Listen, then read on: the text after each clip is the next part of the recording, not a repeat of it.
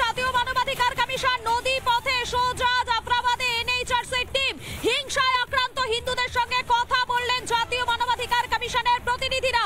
আরো একবার জানাই আপনাদেরকে, পাল্লালপুর সেখান থেকে সোজা জাফরাবাদ, মুর্শিদাবাদে জাফরাবাদে জাতীয় মানবাধিকার কমিশনের সদস্যরা নদী পথে নদী পার করে সোজা জাফরাবাদে পৌঁছে গিয়েছেন। এনএইচআরসির যারা সদস্যরা তারা হিংসায় আক্রান্ত হিন্দুদের সঙ্গে কথা বললেন জাতীয় মানবাধিকার কমিশনের প্রতিনিধিরা। সেই ছবি দেখাচ্ছি আপনাদেরকে পাল্লালপুরে, অর্থাৎ মালদার পাল্লালপুরে যে শরণার্থীদের ক্যাম্প রয়েছে সেই ক্যাম্পে সেখানে গিয়েছিলেন এনএইচআরসির টিমের যারা সদস্যরা রয়েছেন। তারা সেখানে আক্রান্তদের সঙ্গে কথা বলেন, তাদের সাথে কি হয়েছে সরাসরি চলে যাবো আমাদের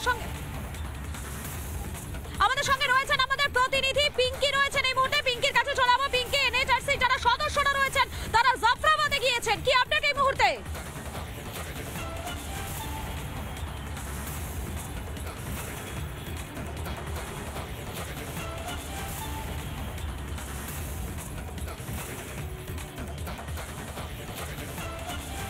এনএইচআরসির টিমের সামনে কান্নায় ভেঙে পড়েন তারা এবং তারা বলতে থাকেন যে বিএসএফ ক্যাম্প দরকার।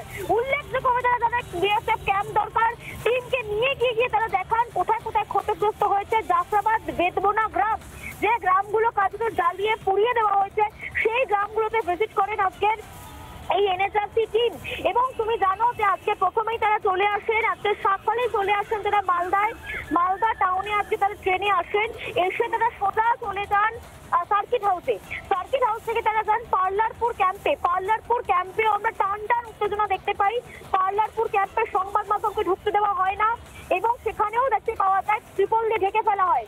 এরপর তারা আসেন সোজাসুজি জাফরাবাদ বেতবোনায়, যেখানে আজকে সকালেও আমরা দেখেছি যে সেখানে যারা ক্ষতিগ্রস্ত পরিবার অনেকেই বাইরে ক্যাম্পে গিয়ে আছেন।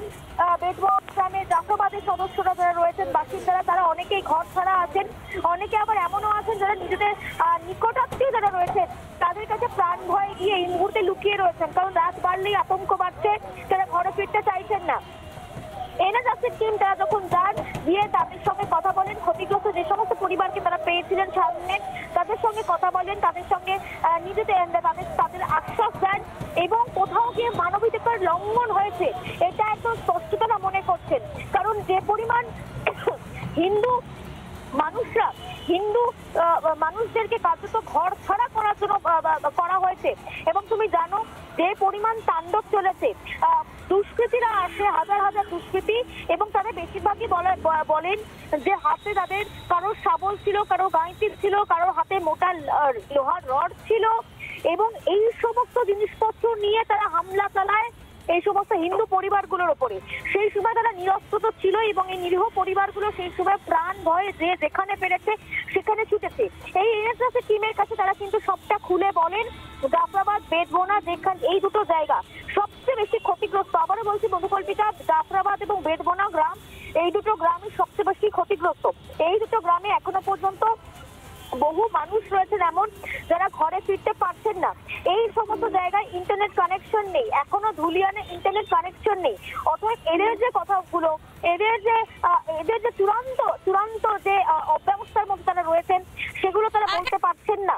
তার ফলে এনএইচআরসি টিম সবথেকে বেশি ক্ষতিগ্রস্ত সেই সমস্ত এলাকার মানুষদের সঙ্গে এনএইচআরসি টিমে যারা সদস্যরা রয়েছেন তারা দেখা করেন, তারা কথা বলেন।